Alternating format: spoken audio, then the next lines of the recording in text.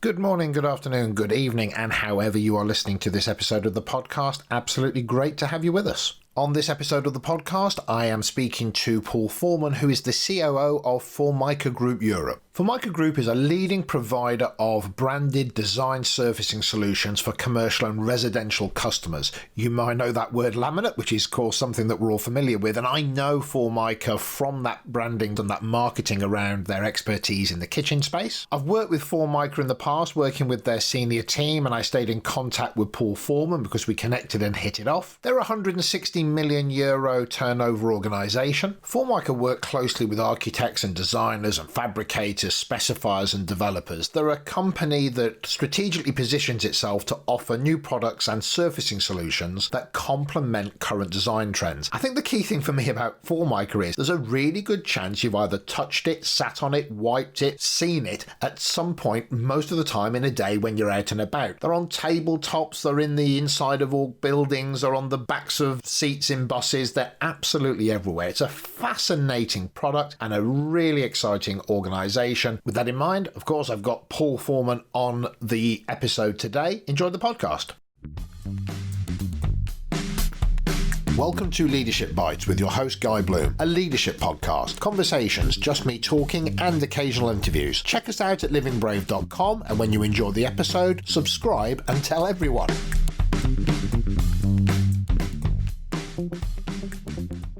So, Paul, great to have you on this episode of the podcast. Hi, Guy. Thanks for that. Appreciate it. Absolutely. Really pleased to have you on. You are the COO of Formica Group Europe, and we're going to get into how you see the world and the things that you're dealing with and facing into as we have this conversation. But just first of all, I guess, just for people that are listening in, how did Paul Foreman get to be the COO of Formica Group Europe? Okay, so accountant by training. I joined Formica 18 years ago now, a little bit over. In the finance department, a lot of financial roles, and we've gone through a huge amount of transformation in that time. Centralisation, rationalisation of the business, restructuring. I had a number of finance roles through to the group financial controller, and then branched out more into the strategy side of the business and the non-pure accountant stuff, probably back in 2010, something like that. Moved into a business development role for the European business, which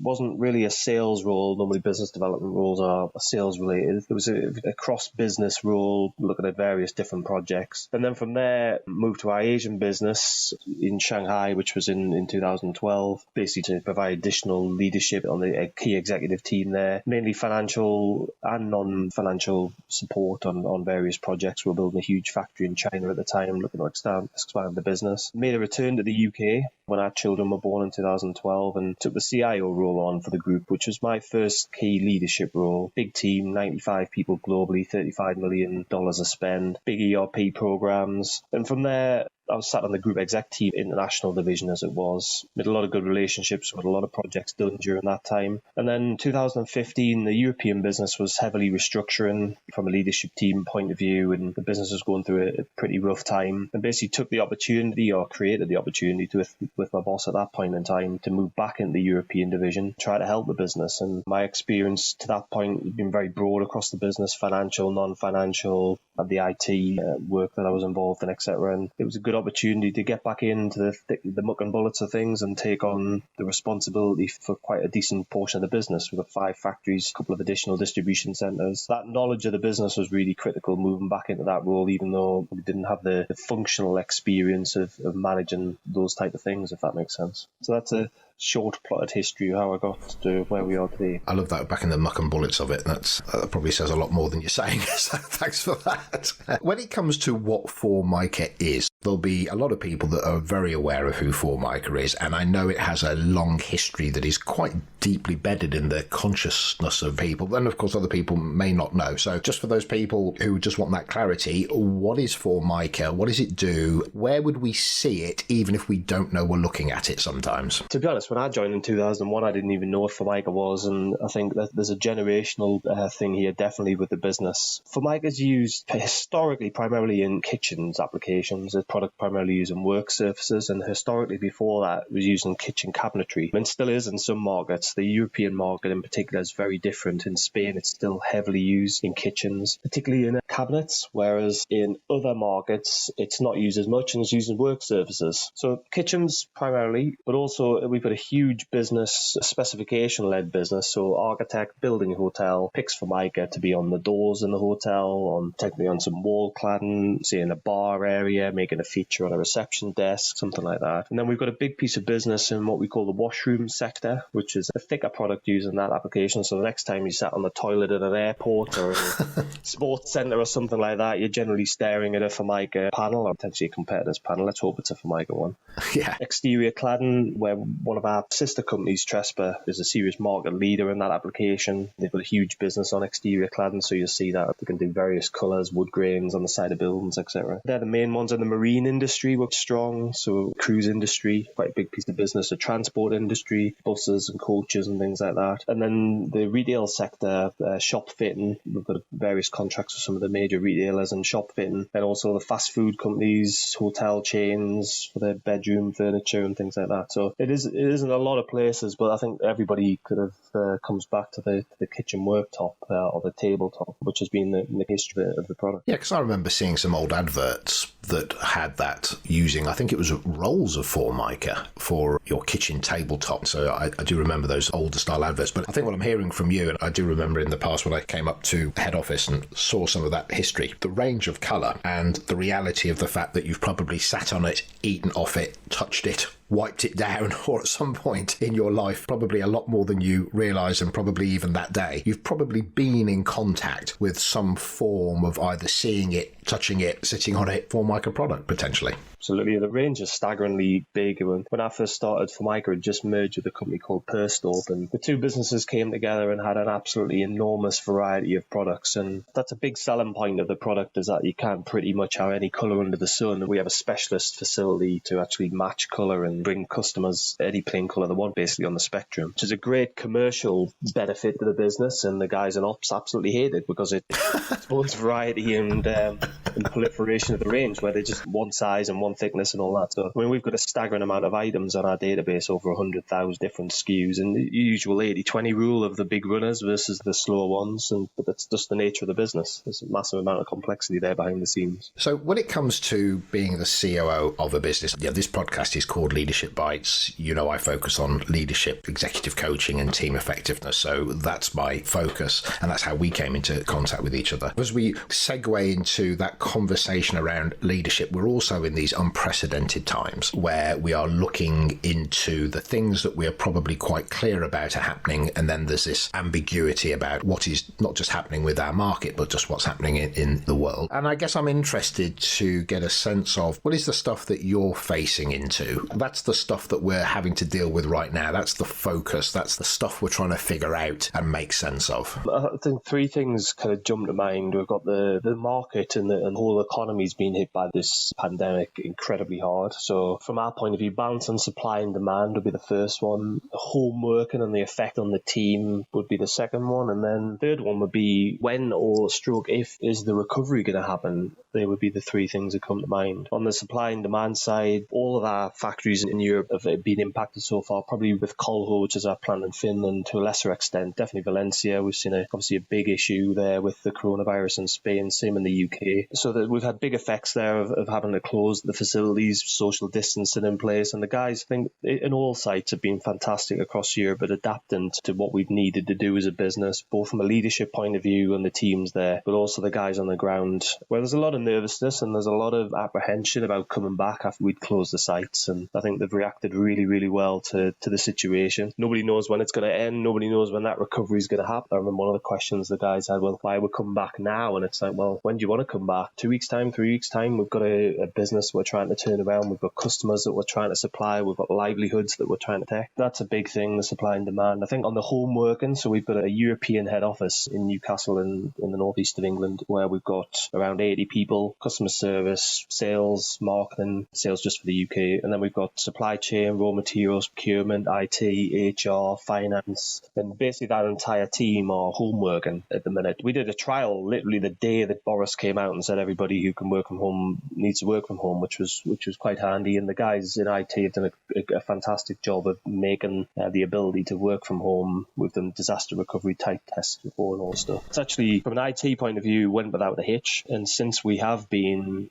working from home primarily, and a few people have been into the office for various different reasons, it's actually worked well. But again, it's like, is this it now? What happens in the future? I'm kind of fascinated by this. I saw a meme that went around that said, it turns out that job that you were told you could never do from home, you actually can, which really made me smile. I just wonder what that new reality is in terms of, is there that instinctive push to say, right, let's go back in the office? Or is there, well, actually, no, if you want to work from home, who cares? Where's that got to in your thinking? So I think for me personally, I've enjoyed it to some extent. It cuts out the commute and it gives you, I don't live too far from the office. It gives me an hour of my day back to do stuff. It gives you flexibility, ability to stop at 5 o'clock, take the kids out for a bike ride or something, and then come back, catch up in the evening, and sort of vary the hours. That when I'm in the office, I was generally, it was a slug of time without a lot of breaks. So the ability to balance that out a little bit more has been good. For some of the team members who've joined recently, it's been a real challenge, I think. Try and get people who've literally walked in the door without knowing anybody, and then all of a sudden it's kind of like, well, can you talk to X or Y about that? And they're like, well, who are those people? I've never met them. So that's been a bit more of a challenge. Big projects where you've got a lot of people on calls have been a challenge, where you haven't got 7 people in a room here and 6 people in a room there, and everybody's remote and somebody's microphone's not working. It sounds like budgies being slaughtered in the background. It's like, what the hell's that? So there's comical at times and a bit of humour kicking around, which is always good. But they've been a bit more difficult, I think. It's hard to have that big whiteboard across the whole side wall, right? Yeah. And to see it, I guess. All that kind of stuff. Do you think it will shift the feel? Some organisations have said, you know what, I don't know if we need this London head office with 3,000 people in it. Do you have a sense that actually there'll be some sort of midpoint? Yeah, I do. I think it was interesting. I saw somebody posted something this morning about they had a kind of tick if they loved working from home, if they hated it, or if they wanted a balance. And I think a lot of people were kind of ticking towards the balance, and I definitely think that's something that the whole office-based culture will move towards, where there's a bit more of a balance between people working at home, people working in the office, and I think that's probably where we'll go in the short term, given the health implications of where we are at the minute, and potentially long term as well. I think, like you say, we've proved in a few places that people can work from home doing different type of roles, and our business has went on really well in this period of time in terms of the back office stuff that happens, and it hasn't kind of missed a beat. Even with the production guys, we've had some of the planning guys and other members of the team working from home where possible, which is difficult in the manufacturing environment,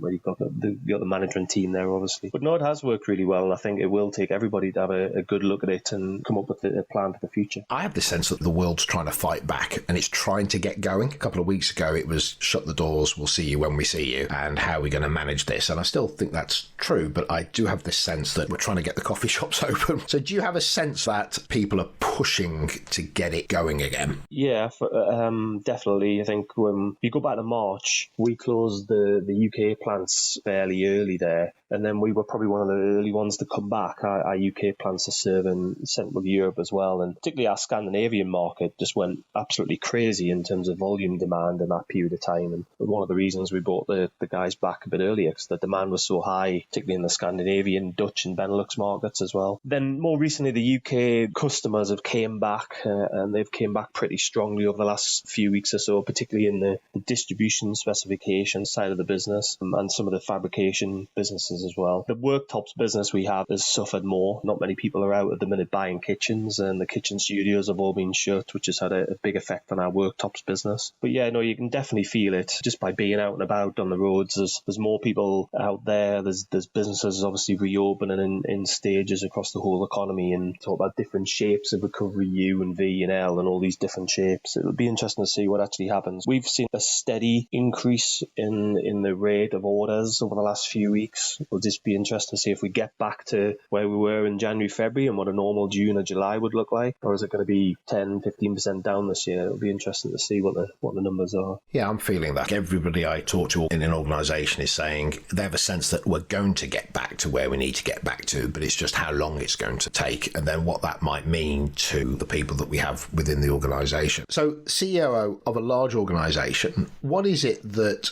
when you speak particularly about your role as opposed to, and I know you have that particular breadth of capability in terms of having done the CIO role and you've got that accountancy background, in particular as the COO of a business, what is it that you have really had to focus on maybe more than normal in this period? It's a really good question. I think the big element of focus in this period has been adapting supply and demand and trying to predict what we're going to need. The capacity of a laminate business is a bit like an oil tanker. It's very difficult to slow down once you're going. We can build a lot of inventory very, very quickly. And also, where you're behind, it's really, really hard to catch back up again because the nature of the production processes are fairly fixed. We've got a group of people that are trained on those different activities. And if we need to flex demand and capacity, it is very difficult to add capacity in quickly. So it's been a huge amount of work on trying to predict where the demand's going to go and trying to match our demand and supply. Engaging with the union teams has been a key activity, and more so for the guys on the ground, to be fair. The plant managers that we have in each of our sites, they've done a great job in keeping the guys informed about where those demands and then the impact on capacity is had on each of the sites. I suppose the other piece, the piece that we're getting into at the minute, we've got quite a small team right across the business as we've restructured over the last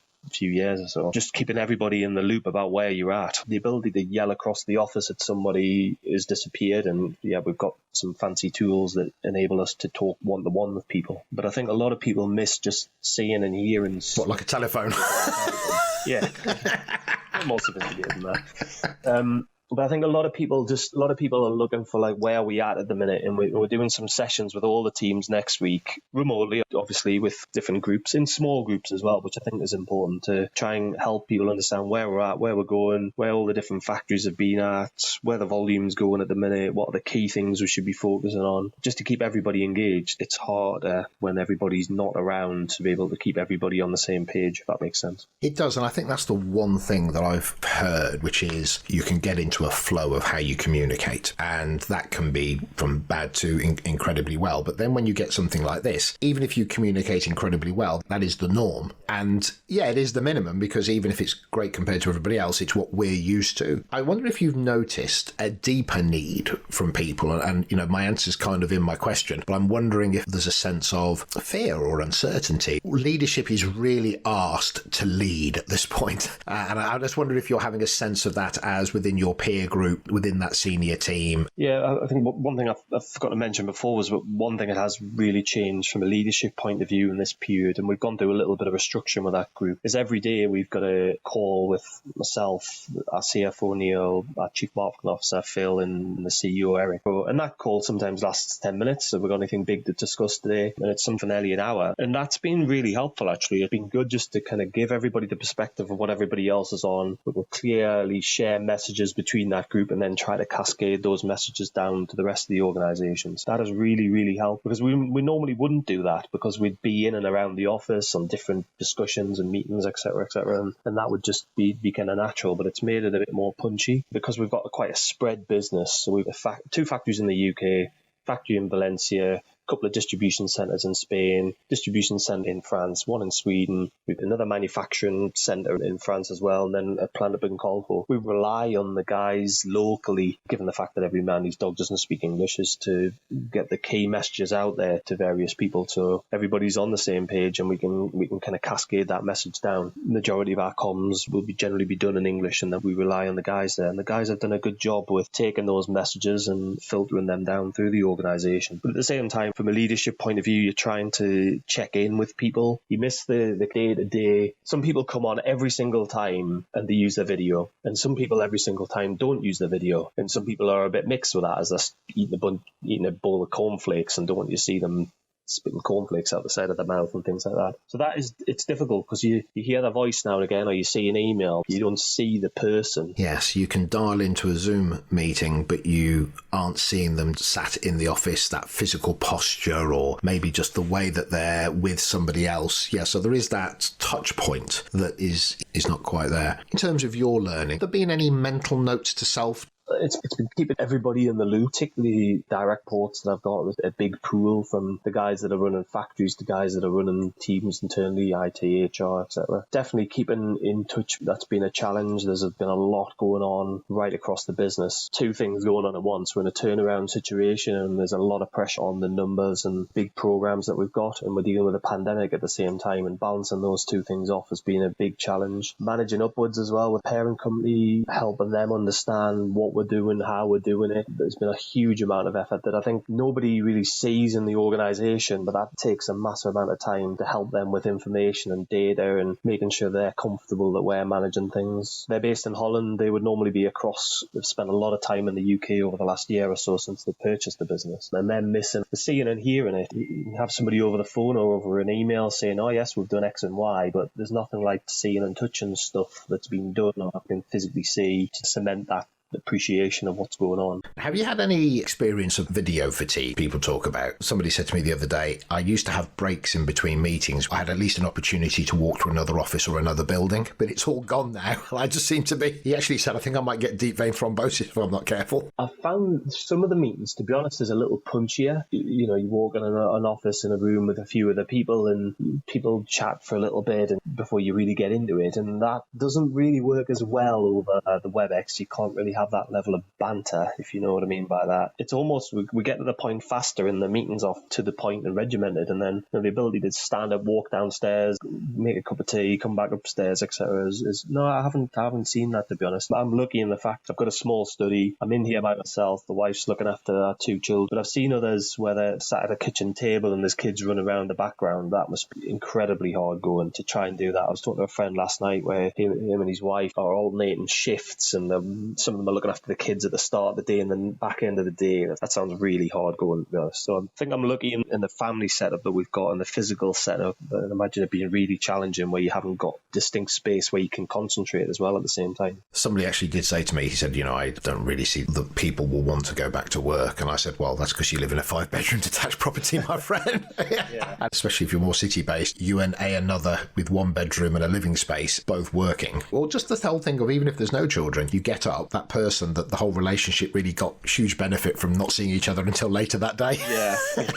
and then you're in a room. But yeah, put one child or a dog in there and it does manifest a whole different thing. Just looking forward, Paul, as you look at the next 12 months, comms is obviously a big thing that by the sounds of it will continue. What's your mindset? What are you thinking as you look at that next 6 to 12 months? I think initially, if you go back to March, right across the business, it was about survival. It was about personal survival, and some of our team members have various health issues that are isolating themselves. And I'm talking about survival from a human point of view as well as a business. The word I would use to describe the kind of early period was definitely survival. The orders dropped off a cliff in some markets with people that they needed to go into isolation for periods of time for various reasons. As this has now become the norm for a period of time, and you see businesses try to reopen as we have, we've put things in like one-way systems and enhanced hand washing and cleaning facilities, etc., etc. We've done a huge amount of stuff on all our sites to get back going. We've been able to capture some demand where others haven't been able to supply materials, which has been good because it's a key part of our recovery strategy is to sell more, which has been good. There's a few opportunities that came along that we've been able to take. We've been through a massive transformation, particularly on our North Shields site, of a huge level of investment, and that investment is pretty much completed now, and we're into the fine-tuning of a couple of the final assets there, and the guys have done a great job throughout this period of time because we had a rough start to the year, and then we've had a good level of continued improvement from that. From a long-term point of view, the futures look rosier. If some of the demand particularly comes back and we get a good recovery volumes into the business, it'll leave the business in a good state over the next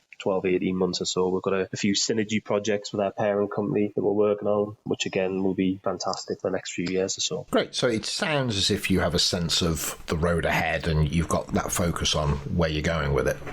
Yeah, the last couple of years in particular have been a huge amount of time on the North Shields site. We've spent nearly £40 million on machinery and equipment and the facilities on site. The engineering team there done an unbelievable job of getting all those things bolted to the ground, and the production guys come in and grab them and get them up and running. And it's been unbelievable to go through that process. It's probably something I'll never do again in my career, that level of investment and that level of change on one site. We've had people come back across and see what's happened at that site from 2, 3, 4 years ago. They're absolutely blown away by the transformation that's taken place there. And that site now is really set up for the next 20, 30, 40 years or so. It's one of the most modern laminate sites in the world. It's not perfect yet, and we've still got a lot to do and a lot to fix, but we've got a good team there, and they know where they want to get to, and there's a good path forward. As we get to the end of that project, which has dominated a huge amount of my time and the team's time there, we've got a lot more, not smaller in totality, but they're more fragmented projects to kind of manage, and that's the challenge going forward. We've got a number of smaller things that we need to execute, maybe not worth as much from a financial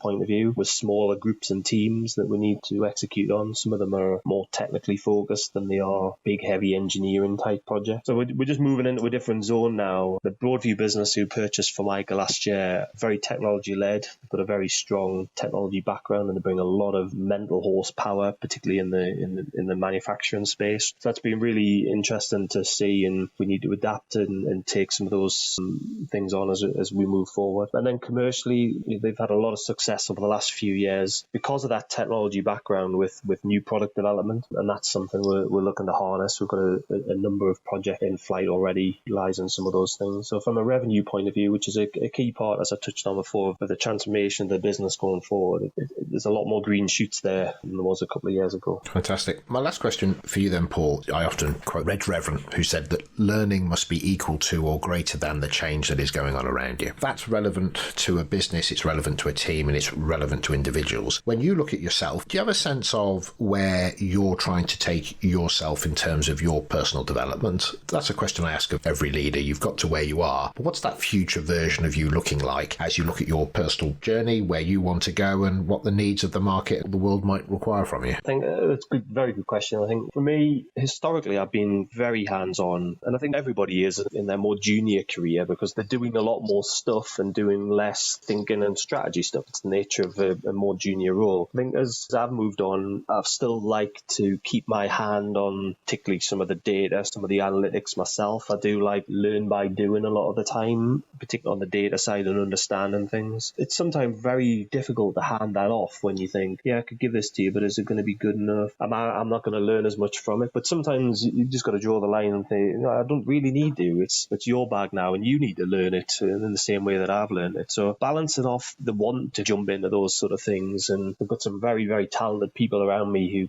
who are very, very good at that sort of stuff, and picking the people is a critical part of a leadership role, where it's basically at the end of the day you select guys and girls at the next level down to be the leaders of their teams, etc. And that's a critical thing, making sure that you're not stepping on their toes. Well, almost not robbing people of the opportunity to grow because you know the answer, I guess. Yeah, that's I suppose that's what I'm trying to say. The historically way I could have done something, watching somebody else go through that learning process and getting there themselves as opposed to just giving them the answer is really important. So I was talking to the CEO of Broadview yesterday, and he used a very good analogy for the laminate industry. It's like a fast car, and if you know how to drive it really well, it's brilliant. And if you don't know how to drive it, it can way off course very, very quickly and crash everywhere. And we've got some talented people internally that really, really know how the business runs. And then we've got some newer people who haven't got a clue, and they've just literally walked in the door and they don't know the difference between X and Y. And melding those two together, so we get some new ideas of how to do stuff, new ways of working, mixing them with the experience that's been around for 35 years, that has immense value, is part of the challenges, I think, with the people side of things. Do you know, I hear you say that, and it's almost like sometimes when I do an exercise with a senior team to challenge thinking, almost there's the obvious way of doing things, and then there's that element of just having an idea that might not seem like a good one, but the answer sits within it. It's easy to negate stuff that doesn't seem the obvious way of, or the way that's done before. So I imagine that is the challenge. We need new blood, we need new thinking. It needs to learn how to do it, but at the same time we don't want to negate their crazy ideas, because actually there might be an absolute gem in there. So how do we balance that? And that's hard work to do that. Yeah, absolutely. And sometimes people come in and you get an idea and it's like, and somebody else, we've tried that before. It's like, well, did we try it before and it completely failed? Or did we try it before and it worked? And yeah. So or did we try it before in this context? Yeah, exactly. Yeah, it's fascinating. Okay, well, listen, Paul, thank you so much. It's been lovely to speak to you. We've stayed connected over the years. Once I started the podcast, you're one of the first people I turned to get on, primarily because I thought you might say yes. So thank you. Thank you for that. And what people don't know is the shenanigans we had pre-call of... it was completely perfect. It was completely perfect, yes. And luckily, your IT literacy got us here. Some people I've done this with have turned around to me and said, no, I've not heard of Chrome. What's that? And I've gone, okay, this could be a really difficult conversation. The one thing I learned in my IT days is turn it off and turn it on again. 99% of the time it generally fixes the issue. Built an entire career on that, right? Yeah, okay, so I'm going to bring us to a close. Thank you so much. Very much appreciated. Okay, that's it. I hope you enjoyed the episode. Thank you to Paul Foreman. We've got lots of really interesting guests lined up. We've got Kath Possemeyer, who's the CEO of the recruiting group for the British Army. Next week, we've got Craig Brooks, a really great character. I thoroughly enjoyed that episode. I think you're going to really enjoy that as well. So hit the subscribe button, tell everybody about us. We're a new podcast. We're trying to get up and running and off the ground. We're getting a lot of interest and I love that. Really help us out if you could hit that subscribe button and tell everybody about it. See you on the next episode. That's it. Subscribe so you keep updated on new episodes. Visit livingbrave.com if you want to connect with us and find out more. This